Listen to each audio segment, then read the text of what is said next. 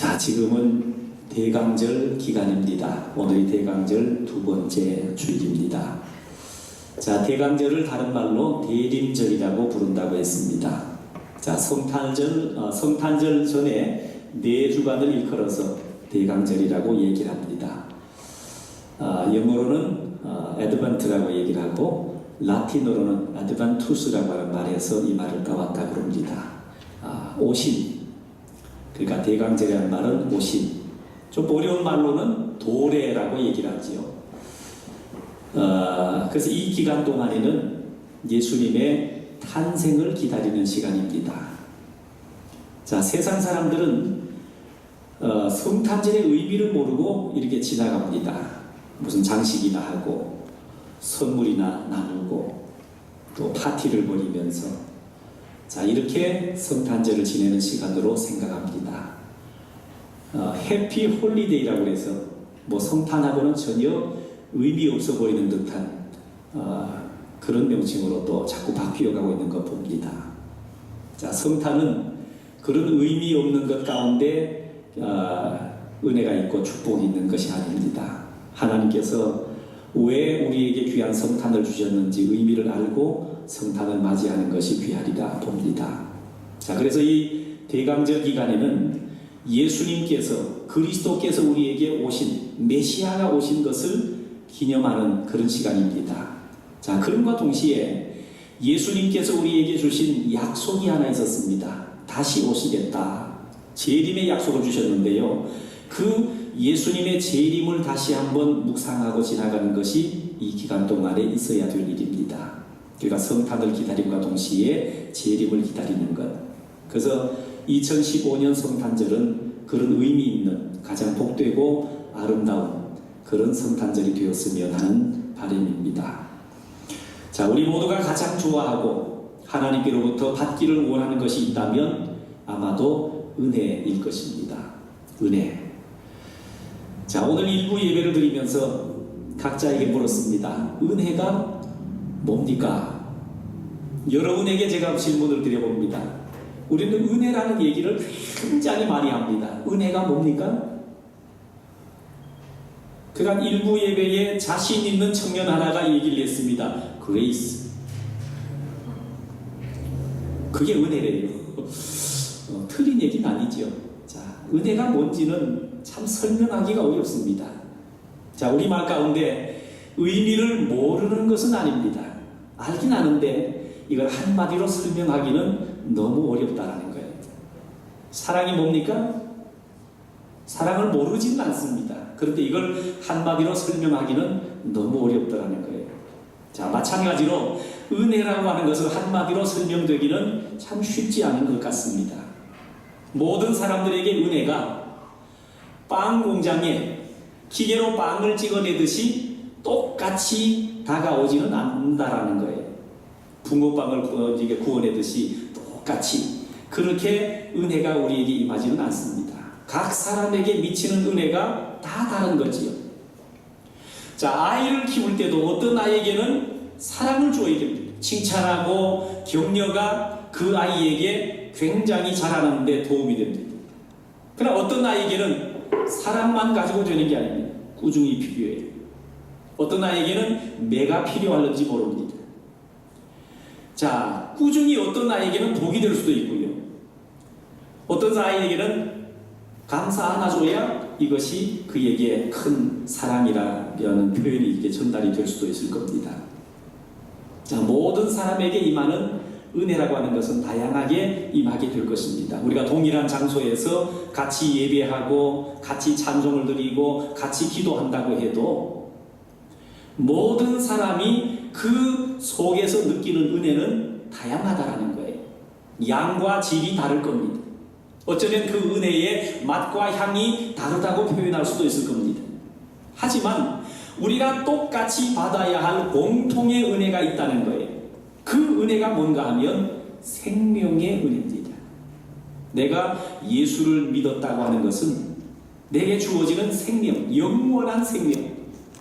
그죠? 우리가 구원을 받아서 영원한 나라, 하나님의 나라로 간다고 하는 것은 우리가 바라는 모든 사람들의 궁극적인 목표가 될 것입니다. 그래서 우리 모두 이 생명의 은혜를 받아야 한다는 것이 오늘 대강제를 맞이하는 우리에게 주시는 하나님의 메시지입니다. 자, 오늘 어쩌면 이 대강절에 우리가 들어야 될 메시지 가운데 가장 평범하면서도 어쩌면 가장 어려운 메시지가 될 수 있으리라 봅니다. 자, 1절 말씀을 보시면 이렇게 말씀합니다. 태초에 말씀이 계시니라. 이 말씀이 하나님과 함께 계셨으니 이 말씀은 곧 하나님이시니라 그랬습니다. 말씀. 여러분, 태초에 하나님은 말씀으로 온 천지를 창조하셨다고 했습니다. 아무것도 없는 것 가운데 말씀으로. 그 말씀이 뭔가 하면 헬라어로 말씀을 로고스라고 부릅니다. 로고스. 그죠? 말씀, 로고스.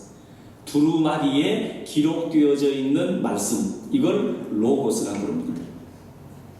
그래서 우리는 말씀 그러면 두 가지를 생각할 수 있죠. 하나는 로고스, 하나는 레마라고 표현을 합니다. 기록되어져 있는 하나님의 말씀, 이걸 로고스라고 부르고요. 선포되어지는 하나님의 말씀, 이걸 레마라고 부릅니다.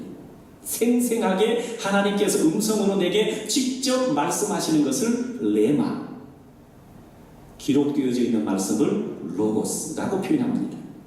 그런데 이 말씀이 어떤 것이냐 하면 말씀은 곧 예수 그리스도 그분이라는 거예요. 그래서 말씀이 육신이 되어 우리 가운데 거하심에 그랬습니다. 예수님이 이 땅에 오신 것은 말씀이 곧 육신이 되어 오신, 사람의 몸을 입고 오신 바로 그런 사건이 성탄절입니다. 그래서 성탄절을 신학적인 표현으로 이렇게 표현합니다. 영어로는 incarnation, 우리 한국말로는 성육신. 하나님이신 그분이, 영이신 하나님인 그분이 사람의 몸을 입고 이 땅에 오셨다. 성육신, 인카네이션. 그러니까 하나님께서 바로 그런 사람의 몸을 입고 우리에게 생명을 주기 위해서 오셨다라는 거예요. 오셨는데 그분이 말씀이더라는 거예요. 그 말씀은 천지를 창조하신 놀라운 역사를 이룬 것, 이게 말씀입니다. 자, 그래서 말씀이 육신이 되어 오신 우리 가운데 거하심에 우리가 그의 영광을 보니 아버지의 독생자의 영광이요 은혜와 진리가 충만하더라 그랬습니다. 그러니까 예수님의 성탄은 아버지의 독생자의 영광이라는 거예요. 여러분, 사람은 각각 자기의 영광을 가집니다. 스승은 스승의 영광을 가지죠. 그렇기 때문에 제자들이 스승을 다 존경합니다. 아버지는 아버지의 영광을 가지고 어머니는 어머니의 영광을 가집니다. 사실 교회 담임 목사나 부목사나 여러분 모든 목사님들은 다 똑같은 목사입니다. 그런데 성도들이요 담임 목사를 더 원해요. 왜냐하면 담임 목사와 부목사의 영광이 다르기 때문입니다. 마찬가지로 예수님이 육신의 몸을 입고 이 땅에 오셨는데 그 예수님이 가진 영광을 보니 아버지의 독생자의 영광이더라는 거예요. 그분이 곧 하나님이셨는데 사람의 몸을 입고 이 땅에 오셨기 때문에 독생자, 아들로서의 영광을 가졌는데 그분이 곧 하나님, 하나님께서 곧 그분, 메시아, 똑같은 분이더라는 거예요. 참 이게 예를 들기가 어려운 얘기입니다. 자칫 잘못하면 이게 오해할 소지가 있으니까 오해는 하지 말고 들으십시오. 제가 개인적으로 태어난 곳이 있습니다. 시골 어느 한 마을에 태어났습니다. 거기에 부모님이 계셨고 거기에서 초등학교, 중학교를 다녔고 친구들도 있고 그렇게 자라났습니다. 자, 어느 날 신학교에 입학을 하고 목사가 되었습니다. 지금 명성교회에서 목회를 하고 있습니다. 그런데 많은 사람들이 저를 쳐다볼 때에 인간 안치환으로 쳐다보는 사람이 있습니다. 너 시골에서 태어났어? 거기서 학교 다녔어? 너 나하고 친구였지? 너 그렇게 늘 이런 시각으로 쳐다보는 사람이 있습니다. 그런가 하면 어떤 사람은 주의 종으로 쳐다봅니다. 어떤 시각으로 쳐다보느냐에 따라서 그 사람이 저를 통해서 은혜를 받을 수도 있고 전혀 그렇지 못할 수도 있습니다. 나를 인간 한 사람으로 쳐다보면요, 저 사람이 목사라고? 이렇게 쳐다보면요, 전혀 은혜가 되지 않습니다. 자, 인간적인 것은 다 가리워주고, 주의 종이야. 저를 통해서, 말씀을 통해, 저 사람을 통해 말씀을 듣고 내가 은혜를 받아야 돼. 그런 사람은 은혜가 될 수가 있습니다. 여러분, 이것은 예수님께서도 그러셨다라는 거예요. 하나님이셨던 그분이 사람의 몸을 입고 오신 독생자였음, 메시아였음에도 불구하고 예수님을 쳐다볼 때요, 이런 시각으로 순수한 사람의 모습으로 쳐다보는 사람이 있었습니다. 베들레헴에서 태어났지? 후에 갈릴리 나사렛에 그 마을에서 성장을 했지? 나사렛에서 무슨 선한 것이 날 수 있어? 누구누구 목수의 아들, 목수의 일을 하고 자랐지? 그의 형제들도 내가 아는데, 순수한 인간적인 모습으로 예수님을 쳐다보는 사람이 있습니다. 이런 사람들은 어디를 가든지 예수님을 통해 은혜는커녕 아무것도 받을 수가 없습니다. 오히려 예수님을 대적하는 자리에 서게 됩니다. 오죽하셨으면 예수님께서도 고향에서는 선지자 대접을 못 받는다고 얘기 잘까지 할 정도였으니까요. 그런데 예수님께서 하나님 아버지의 독생자의 영광으로 보는 사람은요, 은혜를 받습니다. 놀라운 역사를 경험합니다. 그 은혜 가운데 특별히 생명의 은혜라고 하는 것, 여러분 이걸 깨닫게 됩니다. 생명의 은혜. 예수님을 만난 사람들이요, 단순히 나와서 예수님의 이적만 경험하는 사람이 있습니다. 말씀만 듣는 사람이 있습니다. 그 말씀이 놀랍대, 그가 위대한 능력을 가졌대, 이것으로 끝나버리는 사람이 있습니다. 그러나 예수님을 통해서 생명을 얻는 사람이 있습니다. 구원을 받고 거듭나고 영생을 소유하고요, 하나님의 자녀가 되어서 영원한 저 천국을 향해 걸어가는 사람이 있습니다. 영원한 생명. 그러면 우리는 무엇 때문에 예수님께서 아버지의 독생자 영광을 볼 수 있을 것인가? 14절 말씀이 여러분 굉장히 중요한 말씀이거든요. 오늘 우리가 다시 한번 이 말씀을 한번 읽어보기를 원합니다. 다 같이 시작. 말씀이 육신이 되어 우리 가운데 거하심에 우리가 그의 영광을 보니 아버지의 독생자의 영광이요 은혜와 진리가 충만하더라. 여기 은혜와 진리가 충만하더라.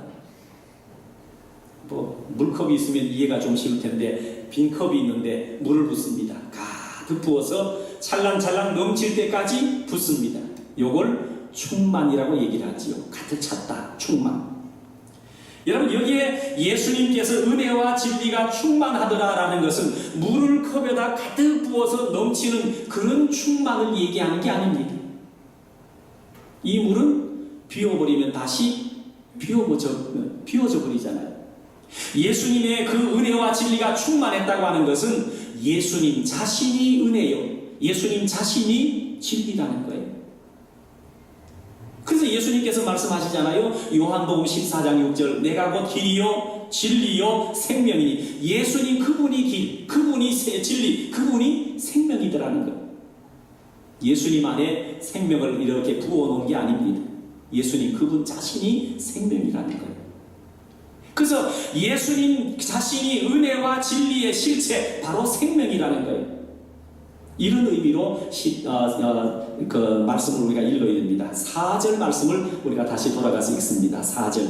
그 안에 생명이 있었으니 이 생명은 사람들의 빛이라. 그 안에 생명이 있었으니 이 생명은 사람들의 빛이라. 여러분, 예수 안에 은혜가 진리가 충만한데 또 예수 안에 생명이 있다는 거예요. 생명. 그 은혜와 진리가 생명이라는 거예요. 그리고 이 생명은 사람들의 빛이라고 얘기를 합니다. 빛. 그렇다면 왜 여러분 생명이 빛이 되는 걸까요? 그 이유는 빛이 모든 것의 출발점인 것처럼 생명도 그러하다라는 거예요. 창세기 1장 2절에 이렇게 시작을 합니다. 땅이 혼돈하고 공허하며 흑암이 깊음 위에 있고 하나님의 영은 수면 위에 운행하시니라. 깜깜한 아무것도 없는 상태, 이런 것 가운데서 하나님께서 말씀으로 천지를 창조하시는데 뭐부터 하는가 하면요, 빛이 있으라 하심에 빛이 있었고 빛부터 창조하기를 시작했습니다. 여러분, 어둠에 빛이 비치면요, 어둠은 자연이 다 물러가 버리고 모든 생명체가 거기서 새롭게 시작을 하게 됩니다. 그래서 빛이라고 하는 것은 창조의 첫 출발점입니다. 우리가 이렇게 빛을 밝혀놓고 있습니다만은 전기를 다 꺼버리면 어두워지겠지요. 저기도 다 막아버리면 이제 깜깜해질 겁니다. 우리가 함께 들어와서 다 둘러앉아서 손잡고 통성기도합니다. 빛을 주십시오. 밝게 해주십시오. 이 성전을 밝혀주십시오. 라고 통성기도한다고 해서 밝아지는 건 아닙니다. 전기를 켜면 빛이 여러분 탁 터지면 어둠은 그냥 물러가 버립니다. 그 빛이 여러분 생명이라는 거예요. 저는 에드먼턴 땅에 와서 농사를 지어보고요, 이걸 뼈저리게 느껴본 사람입니다. 봄이 되면 제가 씨를 좀 뿌립니다. 그래서 상추도 심고 배추도 심고 해서 우리가 성도들과 함께 나눈 적이 저 벌써 몇 년째 나눴는지 모릅니다. 그 기쁨과 감격은 이루 말할 수 없습니다. 씨를 딱 뿌렸는데요, 한 4월, 5월쯤 되면 이제 씨를 뿌리게 되는데 춥습니다. 어떤 날은 씨를 뿌렸는데 싹이 올라와요. 그래서 밖에라 좀 내놓으면 좋겠다 했는데 밖에 날씨가 너무 추우니까 이게 막 시들시들해지려고. 그래서 가라지에다가 이걸 옮겨 놓습니다.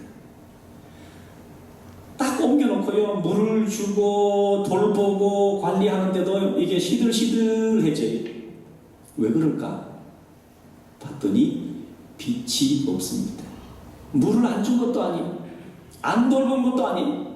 그렇게 열심히 돌봤는데도 이게 힘이 없어요. 그래서 방 안에다가 창가에다 이걸 가져다 옮겨 놓습니다. 다 갖다 놓으니까요, 하루가 지나니까 창 쪽을 향해서 이게 고개를 탁 돌리더니 이게 싹이 올라온 것이요, 자꾸 이렇게 쭉 창 쪽으로 기울어요. 빛을 더 본다고. 그래서 제가 짓궂어가지고 이렇게 식물이 이렇게 구보 자라면 안 되지 싶어서 그 다음날 여기 싹 돌려놓습니다. 하루가 지나면 이걸 방향을 또 틀어가지고 이쪽을 딱 보고 있어요. 빛을 봐야 자란다라는 거죠. 그래서 빛이라는 것이 곧 생명의 시작이구나. 여러분, 예수님께서 은혜와 진리, 그분은 곧 빛이신데 우리에게 그런 생명의 빛을